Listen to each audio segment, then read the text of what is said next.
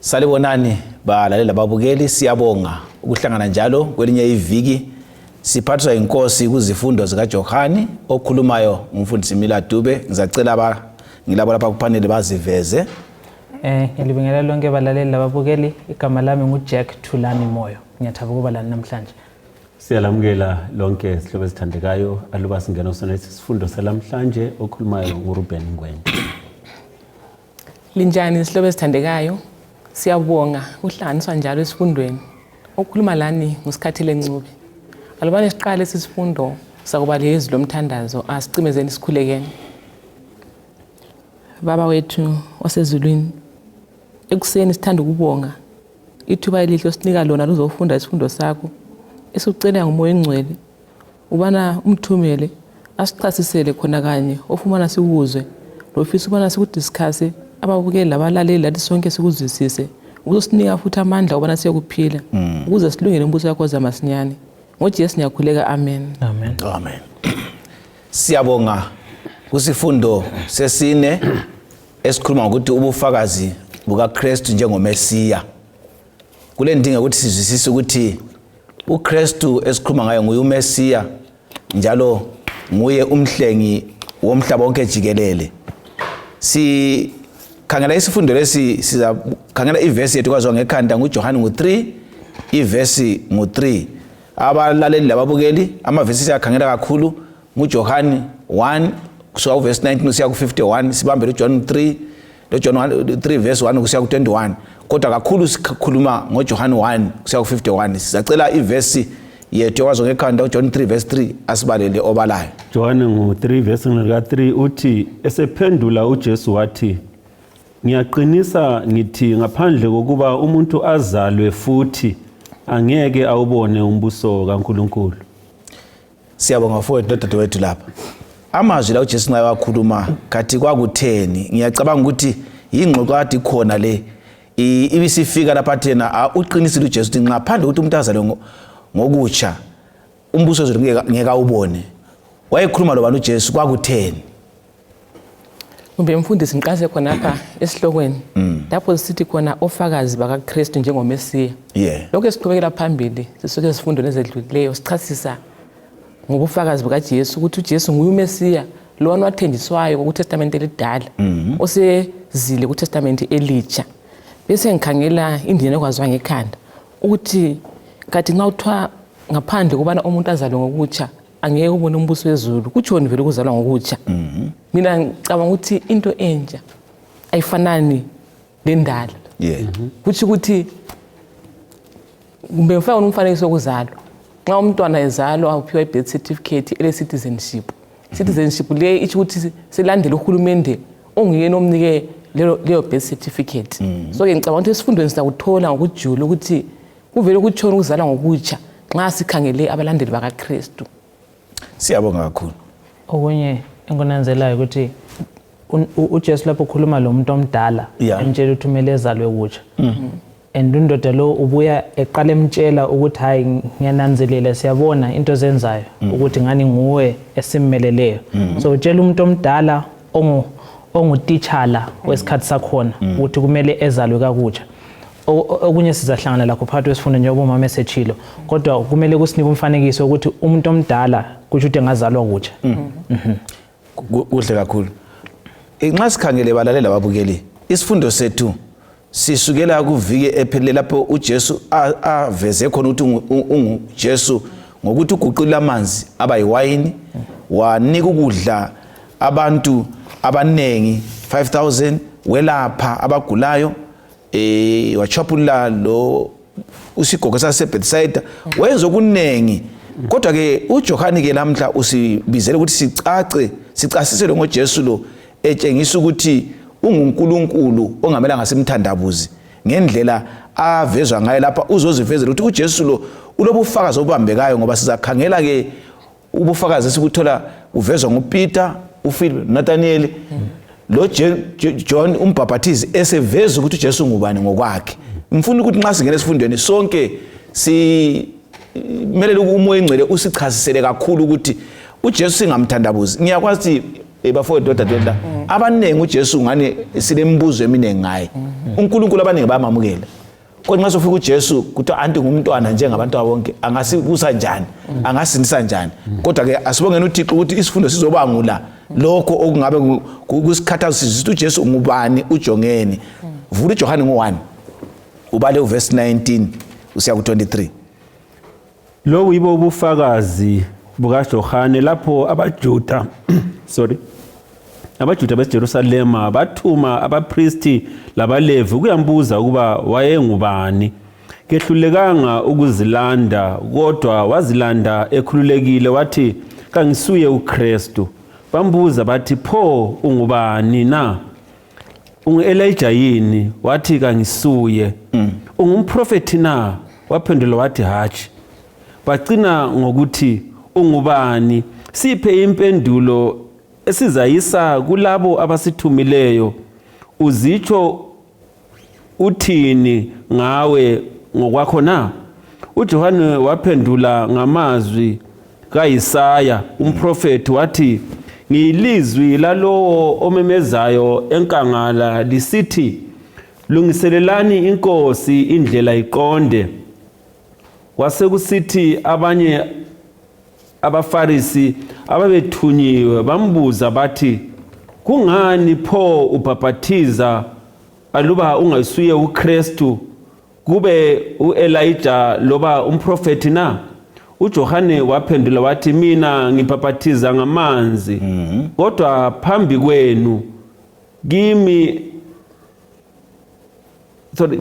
kumi elingamaziyo nguye lo ozayo emva kwami mina engangingafanelanga ukuthukulula ngitsho lentambo zezicathulo zakhe singama khonapho siyabonga uJohane lapha kuthiwa uletha ubufakazi uJohane umbhaphathizi ubufakazi ngoJesu amaJuda kuthiwa babekhangela ukuthi uJesu okumele azalwe kumele abe nguJesu ophuma kubupristi babo njalo enguJesu olobubusa thile njengenkosi ngoba bale inkosi ebebubusa eyayiwahlukuluza so bona balungisa uJesu wabo engqondo lo sekhona lo yikho sebesithi engxenye uJohane lo mbhaphathizi nguye uJesu yikho besiyambuza uJohane lapha kuthiwa khona ngolobayo kambe nxa sikhangele uveza njani umsebenzi wakhe lo thumalalo ngoJesu azomveza ebantwini umveza njani uJesu lo ungakhangela uJohane uthi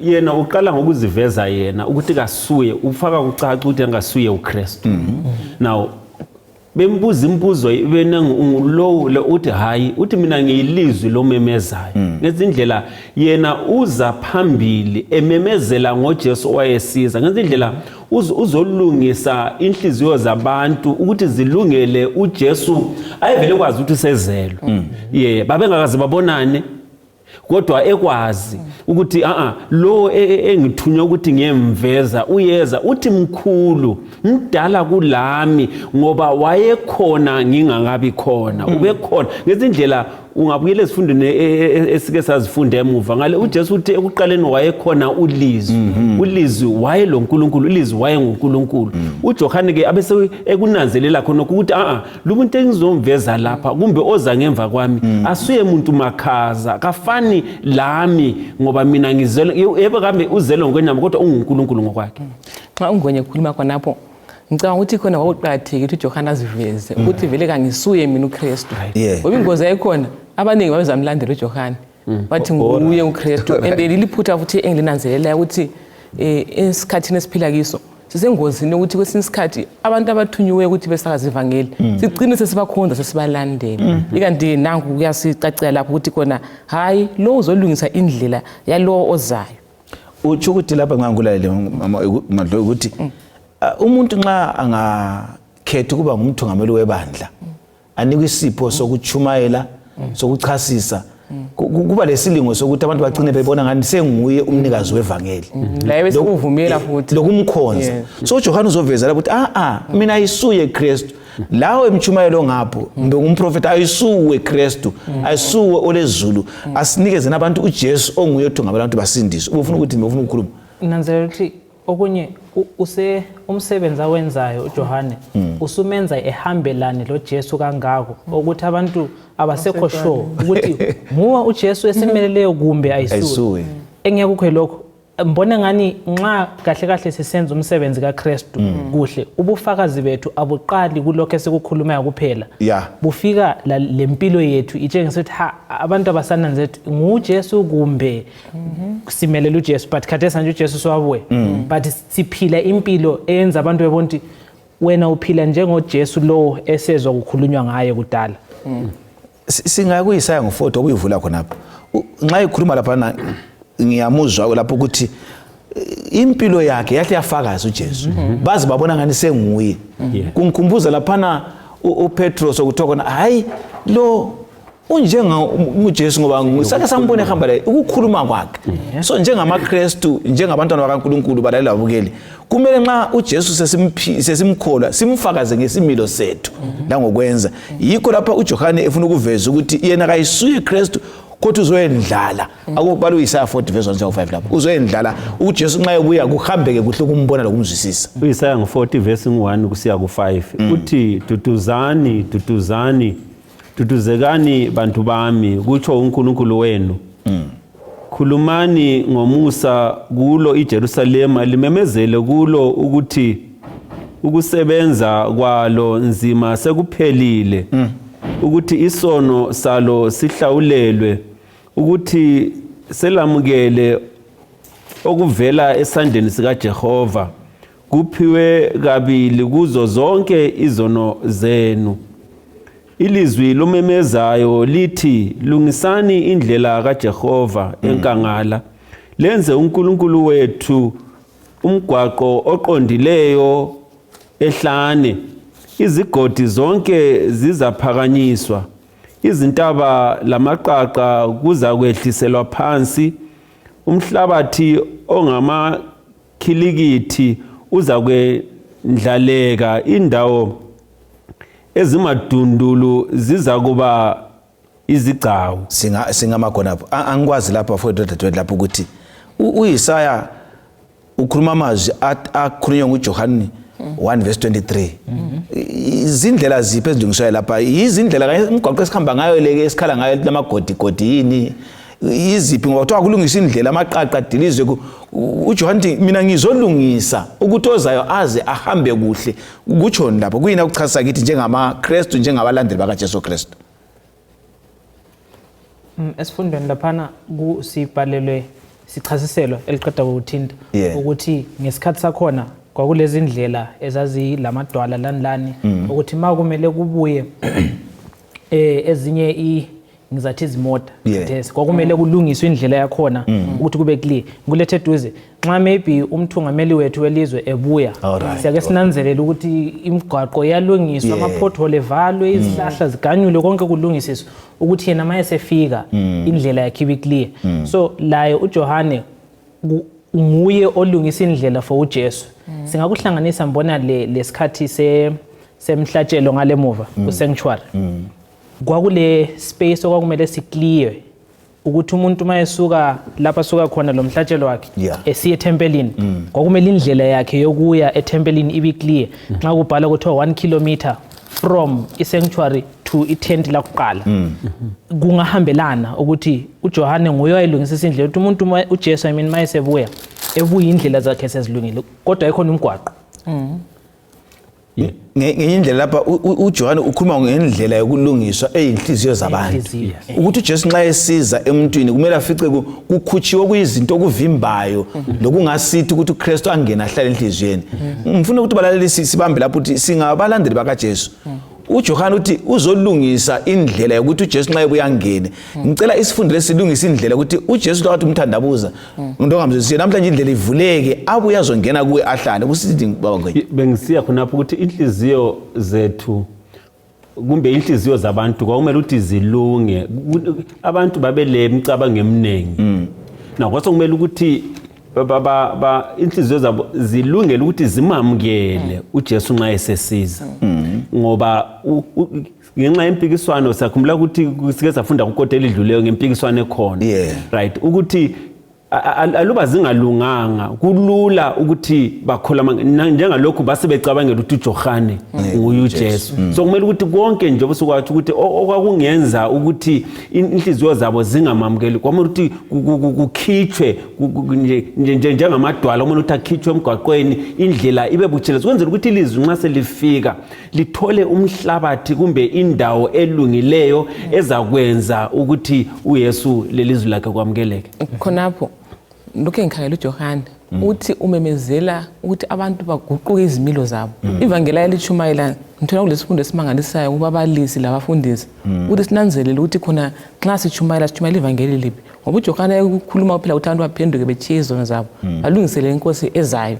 Sekunanzelele khonapho ukuthi ngasuku bese siphambuka kathi sesiphile esikhathini esinzima ngoba kulula ukuthi khona sitshumayela ivangeli ududuzana kuphela lokuncedisana kuphela sikhangela impilo yakhona lapha sikhohle ukuthi ke ivangeli liqotho lidinga ukuthi khona siguquke ezimilweni silungele inkosi zamasinyane. Okunye bafowethu dadewethu bakusho ukuthi nxa ngikhala isifundo lesi kuveza ukuthi uJohane wayethunywe ngendlela azalwa ngayo ukuthi uzaba nguye ohamba phambili ukuze uJesu nxa esebuya kube sokulomhlabathi ovundileyo ukuthi ilizwi lakhe lifike limile bese thola izithelo. Ngibona uJohane emele bonke abathunywe nguNkulunkulu ukuhambisa ivangeli. Angazi siyayivula yini indlela kumbe sicandezela indlela ngoba uJohane ukhuluma ngokuthi kuchisono umuntu ukuze alungele ukwamukela uKristu Jesu. Indlela ukuveza uJesu lo ukuthi azwisiseke. Ngicela ukuthi lapha esikhona sifunde ukuthi uNkulunkulu nxa ekuthume ukuthi ube ngumtshumayeli, ube ngumhlabeleli, ube ngokufundisayo ngendaba zezulu, vula indlela ngokuchasa indaba zezulu zicace. Singakhuluma okwethu nje ukutsho kwadadewethu lapha. uJohane uyaqhubeka uthi yena uJesu lo nxa sokuvula indlela umfuna ukumchasa azwise ukuthi ungubani. Baba uJohane ngo1 verse 29 uyaqhubeka echaza ukuthi ungubani uJesu lo usechazile ukuthi uyena kayisuye Kristu yena uzovula indlela kaKristu kodwa ke ungubani lo Jesu obuyayo. John 1 kusukela verse 29 ithi yona ngelanga elilandelayo uJohane wabona uJesu esiza kuye wathi khangelani nansi imvana kaNkulunkulu esusa isono somhlaba nguye lo engangimusho ngize ngithi umuntu ozayo emva kwami usengedlule ngokuba wayevele ephambi kwami mina ngokwami bengingamazi kodwa okwenze ngeza ngibhaphathiza ngamanzi ukuze ngeza ngabhaphathiza ngamanzi ukuze abonakaliswe kuIsrayeli wonke. uJohane waseletha lobu bufakazi ngabona umoya esehla evela ezulwini njengejuba wahlala phezu kwakhe.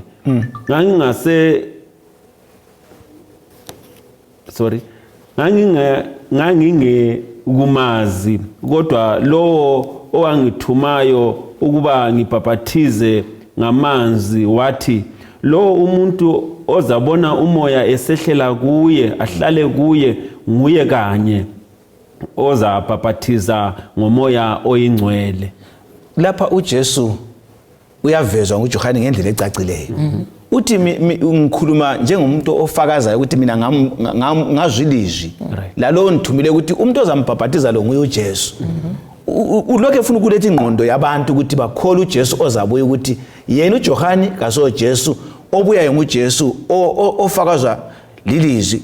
Ingqondo elethwa nguJohane lapha nxa exoxa ngoMesiya yipi egcwaliseka ngombhalo esufunda Old Testament esifunde kuIsaya ngapha lakathi siyachaza yipi ingqondo ayiletha lapho abantu bamlungisela ukwamukela uJesu ozayo. Nxa ngikhangele libona ingqondo bani ebuya loJohane esithi okubhalwe izolo lami ngichaza konke kuletha ukuveza uJesu. Sizananzelela ukuthi ukuza kukaJesu kuyazanga lesifundile ku prophet Isaiah prophet ngoJesu wayeza kuzalwa. Now uJohane uthi lo engikhuluma ngaye ngangingamazi babangaze babonana. Right, antakhumbula uMaria evakatshela uElizabeth. uElizabeth esithi ubusisekile wena ngoba ngithe ngisamkelana lawe umntana esiswini weqa ngenjabulo. Right, abazange babonane kusukela lapho. Now uthi lo umoya uthe kimi lo ozabona umoya esehla ehlala kuye nguye ebengimuthi ukuthi uzabhaphathiza ngomoya oyingcwele. So ngezinye indlela uveza uJesu ukuthi uJesu bengakaze babonane uNkulunkulu wafakaza ngelizwi ukuthi uzazalwa. Kufana lokuthi thina namhlanje azange simbone uJesu kodwa ilizwi liyatsho ukuthi lingabona lokhu lalokhu libe kwazi ukuthi nguNkulunkulu osebenzayo. So ngezindlela kudinga ukuthi sesikholwe ngoba sesimbonile uNkulunkulu kodwa ubufakazi obusezwini kumele ukuthi busanele thina ukuthi sikholwe ukuthi lobu ibufakazi ngoba kaNkulunkulu ngokwakhe. Uyatsho phambili lapho ukuthi lo engimvezayo uliwundlu likaNkulunkulu. Kule ndaba yamawundlu ayizolo akade nikelwa ngesikhathi se-Old Testament. Kambe sifundo bani sisithola nxa uJohane sefika sethi nanti iwundlu likaThixo engizoliveza kini. Sicela ukuxatanisa amawundlu ayenikelwa lawa leli wundlu enguJesu selisiza nxa eza lethu ukuthi abantu balofakazi ukuthi uJesu obuyayo nguye kanye owayekhulunywa izolo kuGenesis 3:15 ukuthi uzacobodisa ikhanda wayelinyoka ichaya isithende nguye lo othuswa liwundlu. Kuyini esikuthola lapha? Esikutholayo ukuthi amawundlu la ayehlatshwa njengemnikelo endulo le ayengumfuziselo lokho kuzakwenzakala. uJesu usezelwe, uJesu sefile loba kathesi nje sifunda lapha esifundweni bengakafa ngithi weza uJesu ukuzokufa esiphambanweni. So ke uJesu yiliwundlu eliqotho eliyilo. Singaunanzela futhi kumakho ngo-10:45 laphana othiwa khona indodana yomuntu yeza ukunika ukuphila kwayo kube inhlawulo.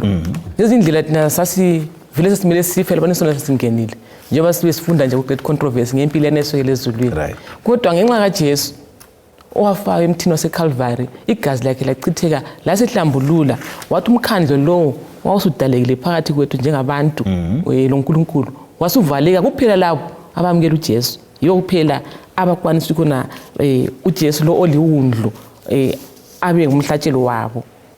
Okunye sizananzelela ukuthi iwundlu lana kwakusithi nxa lingakahlatshwa laqala umpriest alihlole ubona ukuthi liphelele yini.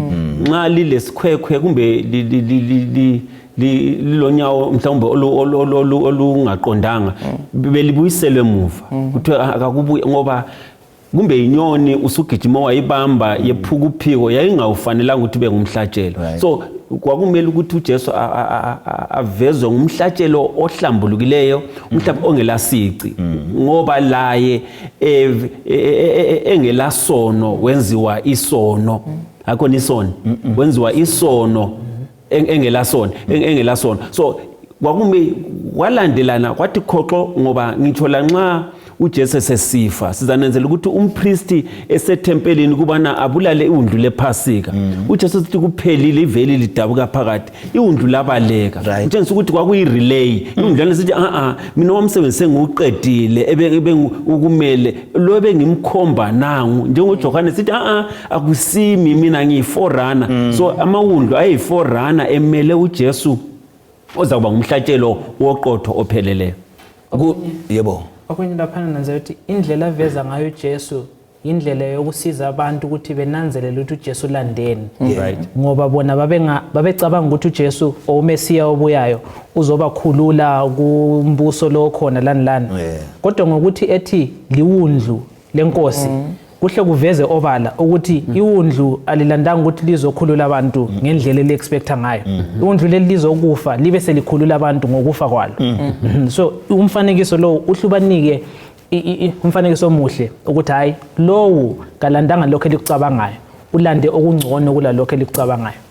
Siyabonga abalaleli ababukeli. uJesu nxa evezwa nguJohane lapha uhlamsusele kuGenesis 3:15 kuthenjisa isiprophet sokuthi nguye oza kucobodisa ikhanda lesitha inyoka enguSathane ichaya izithende zamaKristu. Kodwa ke abeseqhubeka ke ngokuchaswa kwesifundo ukuthi nxa sikholwa ukuthi kwaba lemihlatshelo ye-Old Testament ekwakuthiwa khona yiyo eyayikhulula abantu nxa kungenwa uthethelwa izono okwakungumthunzi walokho okwakuzabuya. uJesu singamphike balala babukeli ngoba lokhana kwakumele yena. uJohane sehlefike ethi hayi mina sengibuyile uzomveza ngizampaphathiza. Yikho lapho echasa ungwenye ukuthi kuthiwa wathi uJesu sesiya eselengile emthini laphana iwundlu lalifaka ukuthi liyehlatshwa lahlala bakhululeka labaleka baswela amandla okulibamba ngoba uJesu wahle wafaka indawo ukuthi nguye sebuyile yena ongumesiya owayekhangelelwe. Ubuhle bendaba leyi engubona ukuthi amaJuda nabaFarisi babemkhangela ukuthi Jesu uyabuya but balukumkholwa sebuyile. Kungenzakala abalaleli babukele lathi phakathi kwethu sikhangela uJesu uzabuya asisindisa but akasikamkholwa ngelizwi lakhe alikhulumayo kodwa uThixo uzosikhumbuza ukuthi uJesu nguye iwundlu akulelinye eliyasindisa abantu ngaphandle ukuthi uJesu simkhole simamukele. Siyabonga ubufakazi buyaqhubeka. uJohane ke usinika obunye ubufakazi njalo ngabafundi ababili.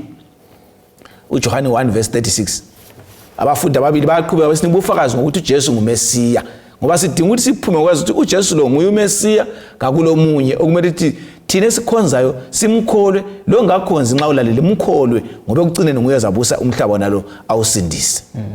Uvesi ngu-36 uthi wathi ebona uJesu esedlula lapho wathi khangelani nansi imvana kaNkulunkulu. Abafundi labo ababili bathi ngokuzwa lokhu basebelandela uJesu.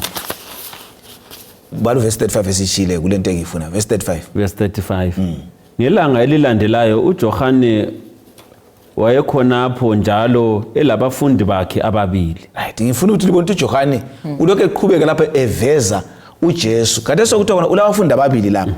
Abafundi ababili laba nxa ubala kuthiwa khona ngabafundi ababili bezwa uJohane efakaza ngoJesu.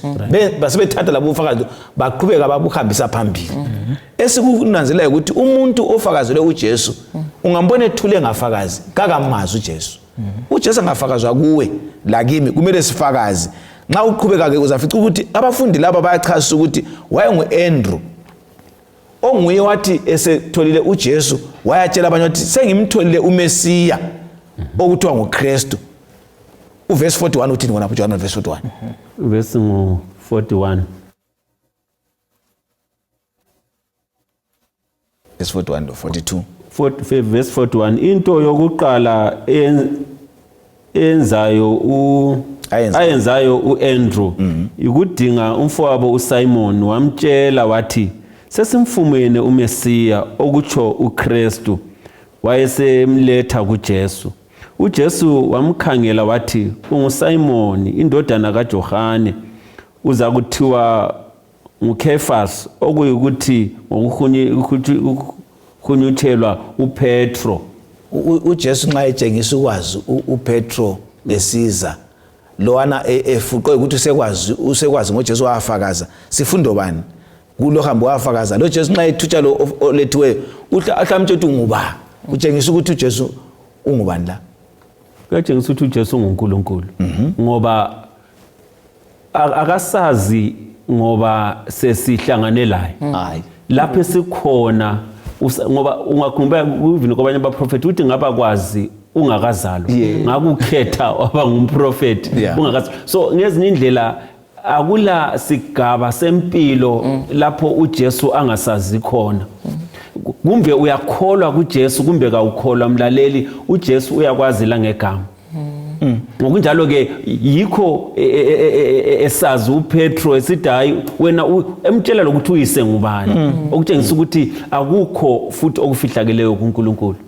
Nxa ikhuluma umngwenya lekwazi ukuthi kumnandi kumangalisayo ukwanziwa inkosi yamakhosi uNkulunkulu abe ngazi bathi 24/7 kulezi insuku angithi yathi uyangiduduza uyangiphakamisa uyanginika amandla lokuthi khona uyazi ivini impilo yami phambili kuthi uthi lenqathi silapha endlela khona kumbe konke engikwenzayo ngiyakwazi ukuthi khona ukhona okwaziyo mina kwami phela ukuthi njani ngimthembe ngimkholwe kunokunye kunithintayo ukuthi khona sithola uAndrew lapha uyatshela umfowabo wesizwile kaze angathuli azibuza ngathi mina abafowethu bonke hambe sembahambile ngamtshela ukuthi khona sengimtholeni uMesiya athola ichallenge enkulu ukuthi khona ngase simtholele uJesu ene ukuthi ngiyangithola ngoJesu ukuthi ibale ngalisebenza elesikhiwa ukuthi contagious angithi mase ngimamukele mina yathelelwana awuzavumi ukuthi khona abaseduze kwami bayahlule ukuzwa ubunandi bakhe lokumbona. Okunye sinanzelayo nxa abafundi ku36 laphana besizwa uJohane sithi nanti iwundlu abambuzi ukuconfirma ukuthi usho ukuthi nguye kumbe njani bahle besukume bemlandele khona phana nanze ukuthi uJohane wayechumayele kangaka ukuthi base bemthemba ukuthi ngathi lokhu yikho abadinga uquestion ngoba bayathemba ukuthi umoya okuye umoya kaNkuluNkulu. So ukuchumayela kwakhe konke kwakuba leader ekutheni bebona uJesu ngokuqala. Okwesibili sebemlandelela uJesu phambili lapha bayafika bebuze ukuthi nguwe yini bathi mbalisi nguwe yini esikudingayo. uJesu ethi lifunani kahle kahle bona babuza ukuthi uhlala ngapi abaphendula umbuzo ababuzileyo uhlala nga ukusinika umfanekiso ukuthi abafuni kuphonga umlandela bemchiye behambe bebuyele kibo sebefuna ukuya lapha ahlala khona behlale laye nanzethi khathesi kwesinsikhathi silokuthanda ukuhamba kuJesu kulomunye ngizwe ngaye phakathi wevike sithi thina abaKristu baloJesu ohlala upstairs ukuthi sihamba kuye siyomconsulta siphenduke phansi siqhubeke ngempilo yethu then nxa sesimdinga sibuyele futhi sephezulu bona bafuna ukuthi uJesu ehlale upstairs bafuna uJesu exactly ebeseduze kwabo ngoba bayazwisisa ukuthi umuntu lo uthiwa uJesu ungubani kahle kahle abasathandabuzi ngaye khona lapho uJesu nekhuluma into uJohane wayengumthungameli wabo bona bengabalandeli nangumthungameli selomnye umthungameli wavuma ukuthi umthungameli waba anjani alandele labo balandele ngenxa ukuthi basebezivile khona ukuthinta ukuthi khona lo vele ungomkhulu umdala futhi kulo Johane ngezindlela ukuthinta kwaphana nyakuzisa ukuthi khona uJohane wayembeke kahle uJesu wazwakala mhlawumbe kwesinye isikhathi ukwenza abanye abantu bebe lamadawu ukuthi bengani bathandabuza angazi ubani uJesu simbisa njani ebantwini angisazinanzelela ukuthi babe ngabafundi bakaJohane ngendlela uJohane aveza ngayo uJesu bathi uJohane balandela uJesu so ngezindlela babukela abalaleli ukuthi ngase sizwile ngoJesu sichiye lo mhlawumbe ebesimlandela silandela uJesu vele uJohane anti ubeveza uJesu onguye ozasindisa uJohane labasebenzile so umlaleli onlalele lami simele siye kuJesu sonke ukuthi ivangeli libuye lobani kamelanga landele yena ngiya kuJesu ngiyasindisa sonke ubusini bensithi vele nxa sivangela kahle akumelanga siveze thina kodwa siveza lowo osithumileyo ukuthi nxa sebebone yena asizwa buhlungu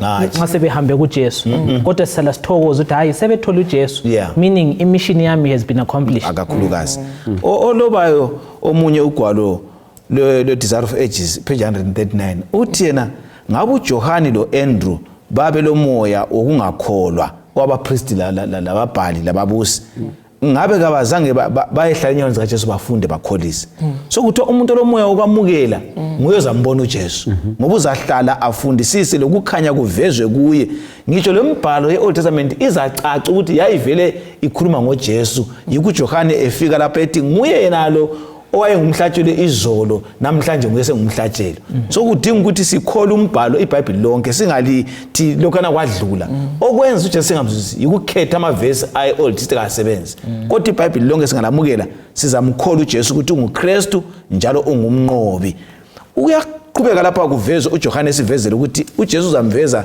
ngabantu abanengi akubala uvesi ngo43 John 1 kusiya ku46 ngelanga elilandelayo uJesu wafuna ukuya eGalile wabona uPhilip wathi kuye ngilandela uPhilip wayengowedolobheni laseBethsaida njengoAndrew loPetro uPhilip wadinga uNathaniel wamtshela wathi sesimfumene lo uMosi aloba ngaye emthethweni njalo abaprofeti labo abaloba ngaye uJesu waseNazaretha indodana kaJosefa uNathaniel wabuza wathi eNazaretha kulolutho oluhle olungavela khona na woza uzobona kutsho uPhilip kwathi uJesu ebona uNathaniel eqhamuka laphaya wathi ngaye nangu umIsrayeli oqotho okungakho inkohliso kuye silabo abantu ababili lapha ngifuna sike sikhulume ngoPhilip singayi kuNathaniel uPhilip nguyo oqala ukuvezela uJesu abe sesiyadinga umngane wakhe athi lo wane samfundayo kuMosi sesimthola uMesiya sifundani ngokuthatha imbali kaThixo kusukela ifundiswa siyigcine izasinika ukukhanya okulandelayo sifundani la No, sizananzelela uPhilip wayefundile ukuthi kulo Mesiya wayezazalwa. Yeah. Now wakukholwa ngendlela a responda ngayo ngoba kwathiwa ngilandela akabuzanga umbuzo walandela kodwa eselandela wacabanga ukuthi lo mngane womNathaniel uya kuNathaniel ukuthi sesimtholile lo oMosi aloba ngaye ngezindlela kuye kwasa ukuthi okay uMosi lokhana kulobayo sokugcwaliseka ngasokugcwalisekile angingeke ngihambe ngingedwa nje umngane wami now bese ngithathekiswa nguNathaniel now uPhilip ukufaka kube ucaca ukuthi wayeza ozalelwe eNazaretha uPhilip esithi kuyini okuhle okuza kuvela eNazaretha now kusivezela ukuthi okusithinta futhi lathi lamhlanje ukuthi kuye wakhangela idolobho waleyisa ngoba ngafunda ngeNazaretha walidolobho laliphansi kakhulu elaliseyiseka elalihlala mhlawumbe abantu abaswelayo kuye wasesithi okungingqondo futhi ayisemajudeni ukuthi uJesu nxa ezazalwa nxa ukuthi lokho iBhayibheli ekutshoyo kuzamela ukuthi azalelwe endaweni engcono right associate lathi abantu abangcono lathi abantu abafundileyo now abesenazela ukuthi eNazaretha kuyini okuhle okungavela khona mhlawumbe kumbukele umlaleli nangu umuntu omeyisayo akuvezela uJesu ubusu thatha uJesu umxeganise lalo umuntu uthi uJesu nxa kuyithi nguJesu bekungcono ukuthi abuye ngomuntu ongcono kulokubuya la ngalo umuntu lezicathule ezinje ezigcwele uthuli akusuyele uJesu bese silahlekelwa lusindiso kuyingozi ngoba uNathaniel wakhangela ukuthi iNazaretha enjani uyabuza uPhilip sengiyathanda akazange amphendule okunengi uthi wozubona ingwenye ichazisa indaba andiyakuveza sibili sobala ukuthi khona mina ngikhayela uPhilip uthi uPhilip alibane ngumuntu oyebala kuphela iNew Testament engaba iOld Testament ukuthi wayezalahleka vele ukuthi kahle sokukhulunywa ngani lapha then bese ngibe indaba yakhe ayithinta lapha okweyisa lokho kuyasivezela ukuthi koJesu akula kubandlululana wonke umuntu njani wamukelekile ezilonga kuphela yena esamukela uJesu usiyamukelekile lapho nalokuthi khona akathuli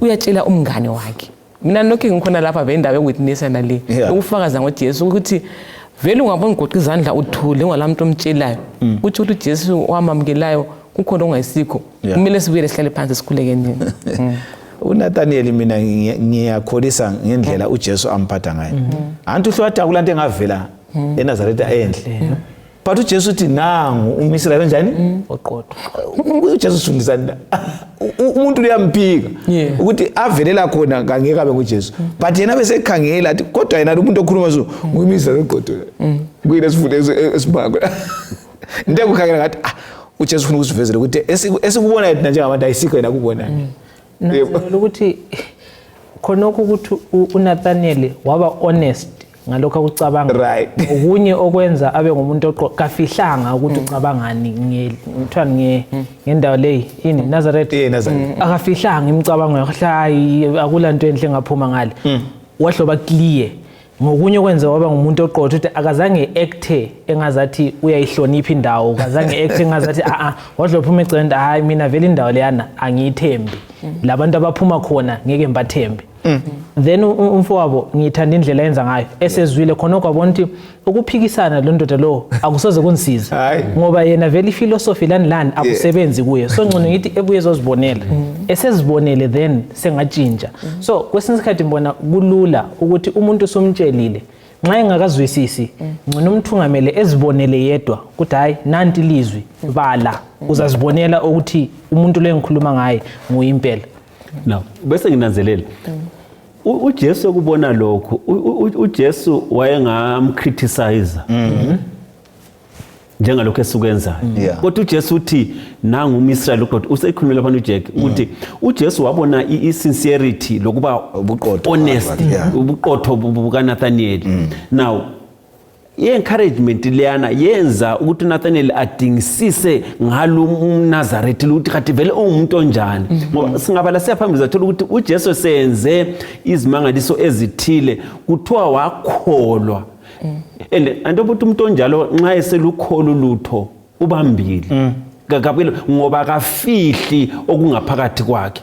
Into esibulalayo lamhlanje njengamaKristu ukuthi siya pretenda ngesilungu lokho esingayisikho khona abathi holier than thou.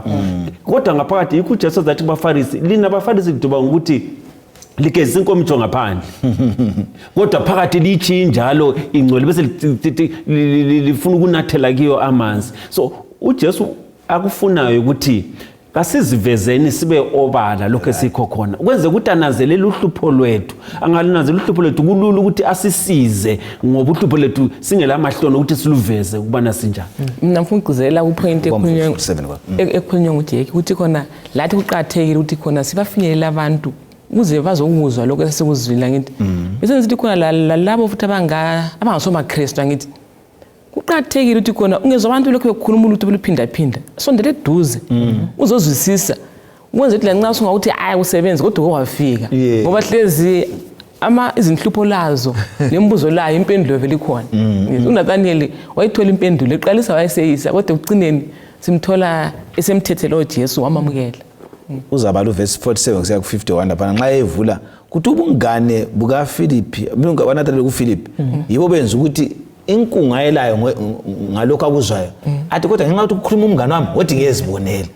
Kuhle mlaleli ukuthi nxa ungazwisisi iKristu lokukhonza kodwa ungabizwa akuye kufika uzwe ukuthi uJesu lo angeke akuchasele yini ngcono kumba atshintshe impilo yakho ngoba kunye ukusiphambanisa ukuthi ngale isiKristu kanti ke kukhona okungangelapha lami ngisile. Verse 47 wathi uJesu ebona uNathaniel eqhamuka laphana wathi ngaye nangu umIsrayeli oqotho okungekho inkohliso kuye. uNathaniel wambuza wathi ungazela ngaphi na? uJesu waphendula wathi ngikubonile usahlezi ngaphansi kwesihlahla somkhiwa uFilipu engakakubizi.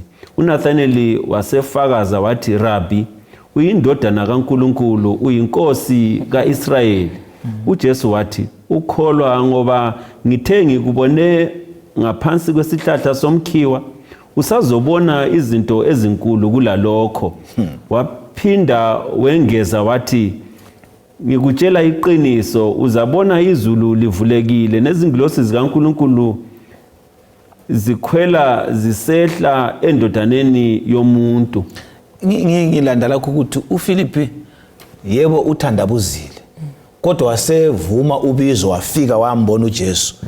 Nguye losefakaza la ukuthi hayi lo ngurabbi kodwa amazwi kaJesu yawanthathekisayo uthi ngikubona ngaphansi kwesihlahla. Balalela babukeli sure uJesu sikhangele. Yebo awukazwisisi ukukhonza ulwisana lesono sinzima ukusiyekela but uJesu lapha esihlezi khona usikhangele. Okuhle ukuthi nxa ungafinyela lilizwi utshinyayeziwe kanti usulalele ubukele iyamukela ngoba isihlahla leso ngaphansi kwaso uJesu angakukhupha kuso akusondeze kuye ngoba ukhona ukubiza abantu bonke. Mfuna uJohana aqhubeke esinika lapha okokucina echasisa ngoNicodemus ubufakazi kuJesu sebenza uNicodemus. Uzasibayela uverse chapter 3 bala uverse ngo1 usiyafika ku5 sixoxe sabamba manje phambili. Sahluko ngo3 verse ngo1 usiya ku5 kwakule ndoda kubaFarisi eyayithiwa nguNikodima elilunga labaphathi babaJuda ababusayo. Weza kuJesu ebusuku wathi Rabbi ngiyazi ukuthi ungumfundisi ovela kuNkulunkulu ngokuba akakho obengayenza imimangaliso oyenzayo wena uma uNkulunkulu engelaye. Esephendula uJesu wathi ngiyaqinisa ngithi ngaphandle kokuthi umuntu azalwe futhi angeke awubone umbuso kaNkulunkulu. uNikodima wathi kanti umuntu angazalwa kanjani yena esemdala na? Ngeqiniso angazake angene ngokwesibili esiswini sikanina ukuze azalwe. uJesu waphendula wathi ngiyaqinisa ngithi ngaphandle kokuthi umuntu azalwe ngamanzi langomoya angeke awungene umbuso kaNkulunkulu. Siyabonga. uNikodima ngubani lo okhulunywayo la osexoxa lo Jesu kuze kufike kutheni umuntu kumele azalwe ngokutsha afika achasisele ngendlela akade ngazwisisi ngayo ngubani uNikodima sesikhuluma ngaye la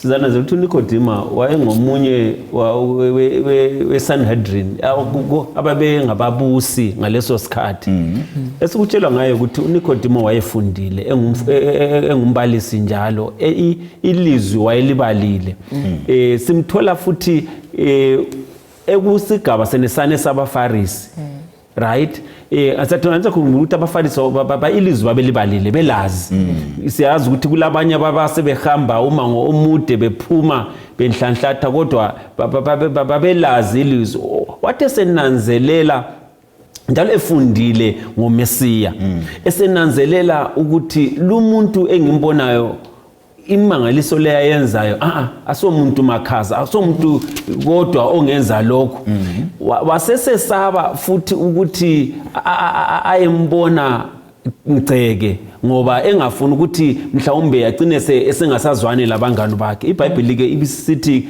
ke wenza iappointment izulu lenza ngabomo waba le appointment ukuthi ayibona lo Jesu ebusuku now ngithanda inkulumo yabo uqala aveze afeme ukuthi uJesu uyakukholwa ukuthi uyindodana kaNkulunkulu uJesu abesithi ke kuzadinga ukuthi uzale ngokutsha ukuze ubone umbuso wezulu ukuthi into awusikhaya esiqaliseni lapha ukuthi yena kuye wakhangela ukuzalwa physically ngathi uJesu ukuzalwa ekutsho wakuchiyela uze achazise phansi ukuthi ukuthi ngingabuyela njani esiswini sika mama akuvumi biologically akunjani akuvumi uJesu uthi ngaphandle ukuthi umuntu azalwe ngamanzi la ngomoya singakithi masibuyele emuva uJohane uthi mina ngibhaphathiza ngamanzi kodwa ukhona omkhulu kulami ozeza ozabe libhaphathiza ngomoya onjani oyingcwele so uJesu wayeseke eseafema esefithizela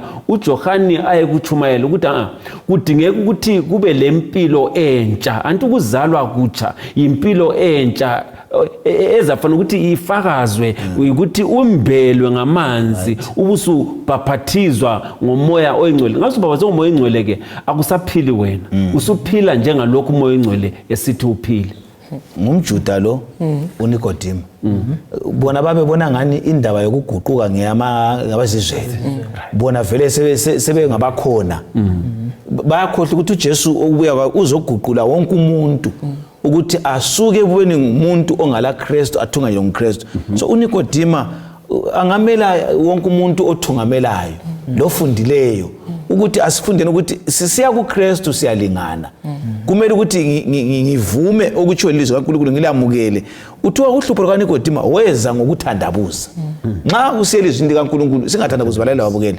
asamukele na ukukhulumayo kuzasisiza ukusithini ukuthi khona kuthi kuyenzakala phela ukuthi ngibe ngumfundisi ngibe ngumbalisi kumbe ngibe ngizalele ebandleni esijalo ukuthi khona lokho ngithi kodwa ngingaqedisisi ngingakwazi ukuyikho so uNkulunkulu asiphathise sibe njengoNikodima la nxa silokuthandabuza asiyeni kuJesu niyoza silamulela asitshele okuyikho kumele sikwenze okunye khonapho ngiyengezelela nginanze ukuthi kumele sivume kwesinye isikhathi ukuthi asikwazi lutho kumbe lokho esikwaziyo asikuzwisisi singalandeli ixuku silandela abanye bethu ukuthi hayi ngingomunye weSanhedrin ngakhanya sengisiya ngale mini kunganihlupa thatha ithubo ongalithola ukuthi uhambe kuJesu wedwa uyezizwisisela ngoba kwesinye isikhathi ukuhamba sigroup kwenza sicine singatholi izibusiso ezinye sizidingayo ngokunjalo uNikodima yabona mina labanye bami la siyakwazi yikho sithi siyakwazi ukuthi wena ungumbalisi ovela ezulwini ekhulumela labanye bakhe abangabuyanga yakathesiya exactly kodwa yena usethethe inyathelo ukuthi hayi sizwisise sesonke kodwa yimi ngedwe sembona ukuthi angeke ngihlale labo ngizwisisana labo ukuthi sivume in secret sengibuyile ukuthi ngizozwisisa ukuthi kahle kahle ngingatholani kuwe so singavumeli ukuzalelwa kwethu ebandleni, ukukhulela ebandleni, kusikhuthise ithuba lokuthi sikhulume lo Jesu sisodwa singela bandla, ngoba vele uJesu ulande umuntu munye ngamunye, nothi ibandla lilonke, ufuna wena uyi-one. Ngikuzwa kahle ukuthi indaba yokusindiswa isinqumo somuntu munye ngamunye. Kakuyi ngokuthi ibandla yilela ngikhulisayo, ngakhulela ebandleni kithi sinje, hayi kuya ngokuthi uJesu ekhulume lawe wamuzwa umkhethe sisindiswa ngamunye ngamunye. Usithini? Bengifuna ukugcizelela khona apha endabeni yokuzalwa ngokutsha. Ukuthi khona thina vele ngokuzalwa siyizona. Ingathi uzalelwe esonweni. Nxa sesamukele uJesu, sesiphila impilo entsha, impilo efunwa nguJesu, eyebhaliwe lapha ezwini likaNkulunkulu. Osokudinga ukuthi khona sihambe ngokuholwa nguye, hayi ansayenza intando yami. Njengomntwana ozelwe into yakhe yonkintsha nti wonke uqasa ukhasa kutsha kuye, uhamba konke kutsha ngithi sengihamba ngendlela entsha, izenzo zami ezindala zenaka zinjani kazisekho. Yikho uJesu akudinga ukuthi khona sichiye impilo endala, siphile impilo entsha lesihamba layo. NjengoNicodemus umbalali okunye mfundisi, kwamehlula ukuthi azibe lokho evidence kumbe ubufakazi ayesebubonile ngoJesu. Wagcina sithi ngangcono siyekhuluma ubuso ngobuso. Okay. So ngezindlela ukukholwa asikho kwefamily, ukukholwa asikho kwexuku, kodwa ukukholwa ngokomuntu ubuso lobuso lo Jehova. Yikho wakhulumisana laye endungakhangela inkulumo eyenzakala ebusuku entabeni. Impumela yakho yayabonakala uJesu esefile, esephumile egcekeni Nikodima, esebenzisa futhi indonsela yakhe ngokuba mkhulu ukuyacela isidumbu sika Jesu. So kungenzakala ukuthi kimi lawe emlaleli usesigabeni uThixo kufake kiso esilendonsela enkulu, ngoba lo buso kumbe i-one on one lo Jesu, indonsela yakho uphezulu khona ngapho. Nxa silithe wamfumana uJesu izaba nkulu okumangalisayo, ngoba uThixo ukufake khonapho. Mhlawumbe uvele wena uyakholwa uThixo ufake khonapho ukuthi indonsela yakho ithi kwabalingana lawe ibadonsele kuJehova. Ngibe ngisithi mina lapha uNikodima ngumuntu olwazi, isifundiswa. Kodwa uJohn 3:10 uthena kathi ungutishara kwaIsraeli ongakwazi into lezi. Ekukhonzeni bathandekayo uJesu indawo uthina lothi ngiyamazi engagcina imiyalo yami. Ulwazi kasilalo nxa singala Kristu. So akula kufunda, akula theology engala Jesu. Akula bandla, akula sikhundla kungala Jesu. Isifunde balalo babukela ukuthi indaba yezenkolo kufuna uKristu abe nguye ulwazi lwethu. Angathungamela yena kuza sincedisa ukuthi sibe lolwazi lokwamukela lokho akutshoyo. Endabeni yokuzalwa ngokutsha, anti nxa kuthiwa umuntu uzelwe kuthatha umama lo baba, abantu babesithi uzale kanjani umuntu semdala. Lapho umlimi ukhuluma ngomoya oyingcwele ukuthi umoya kaNkulunkulu ungangena emuntwini, nguye umzali omunye lelizwi lakhe ngomunye umzali, kungahlangana kubobili uyazaleka ngokutsha. Moya kaThixo, Spirit of God and the Word of God, kungahlangana emntwini suzele ngokutsha. Yibo abazali bethu laba komoya. Asifiseni ukuthi sizalwe ngokutsha ngokwamukela umoya awutshoyo, siphinde sithi umbhalo okukhulumileyo siphile ngakho, sizaba ngabantu bakaThixo abathunganyelwa nguJehova olungileyo. Siyabonga abathandwalela babukela ukuthi uNkulunkulu ufitizela ngokuziveza ngoJohani labantu asinike bona ukuthi aziveze kithi. Angazi ukuthi lapho khona uKristu esivezeleni kuwe. Angazi ukuthi mina uzivezeleni kimi, ngoba indaba la ekhona ngiyokuziveza kukaKristu phakathi kwethu. uNikodima ke wagcina esembona uKristu, utshilo lapho ngwenye ukuthi ugcine esenguye oncedisa ukuthi ayengcwatshwa kuhle. Wambona kwasho kumphuzela ukuthi atshengise ukuthi uKristu sengimazi. Uthe wena wakhulumela abanye, liqiniso wathi thina, kodwa abanye babuyanga. Ngenye indlela yofuna ukuthi aveze ukuthi mina ngikhathazekile nxa phakathi kwabanye. Angazi mlalelo awukhathazeki yini ukuthi uphakathi kwenkolo yeminyaka leminyaka, kodwa uyabona ukuthi uJesu kabamvumi. Awukhathazeki yini ukuthi uphakathi kwezinto oziphilayo but ziyala uJesu. Kutheni ukuthi samukele uKristu njengomsindisi siphile ngaye? uJohani kulenye isigaba lapha akathandabuza khona uMateyu 11:2 uthi wathandabuza ukuthi angaba nguyiMesiya. Kambe empilweni kungenza ukuthi umKristu athandabuze uJesu yena engumKristu onenkambulo Kristu kungenza khona xa ukakhe nangu uJohane la twafika wathi kambe angaba nguye yini kodwa lapho uvezela uKristu aza anikele ubufakazi babanye amadoda ayephila labo kungenzeka yini ukuthi olaleleyo lami sikuthandabuza uKristu kodwa sile nkambo la eminyaka emithwa simthandabuza kwesinye isikhathi kuyenzakala vele ukuthi umthandabuze kodwa kwenzakala ngezigaba ezimbili engizinanzelayo okokuqala nxa isimo singaba nzima kwenza kwesinye isikhathi uthandabuze ngesikhathi sethu ukuthi uJesu lokhe lawe on the other hand nxa izinto zingaba zinhle kakhulu kuyavuma ukuthi uzibuze ukuthi lapha ngazathi into le isinhle kakhulu yiyo yini ebengiyimelele kumbe sokungokunye lokho so kuyavuma ezikhathini eziningi kuyenzakala ukuthi lobo umkholo kanganani uJesu uNkulunkulu uya question even ku Old Testament uElijah emva kokuthi enza izimanga zonke leziyana simthole sebaleka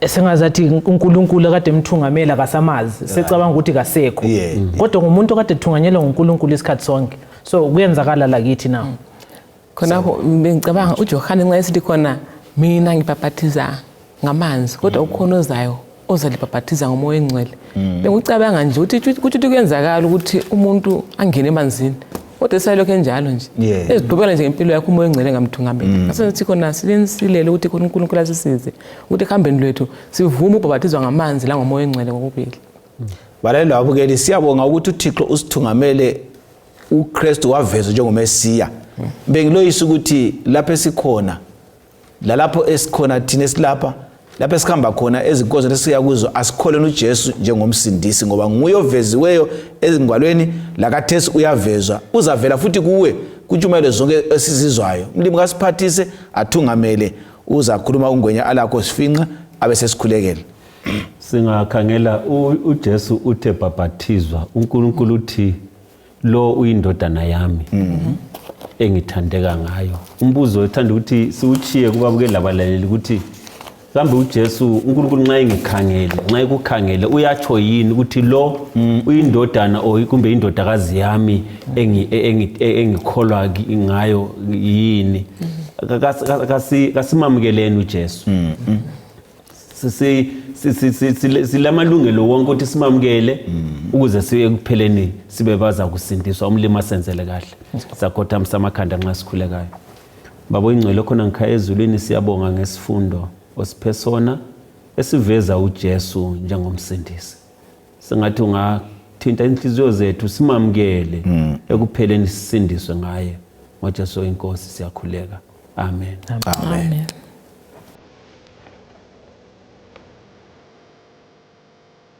Us.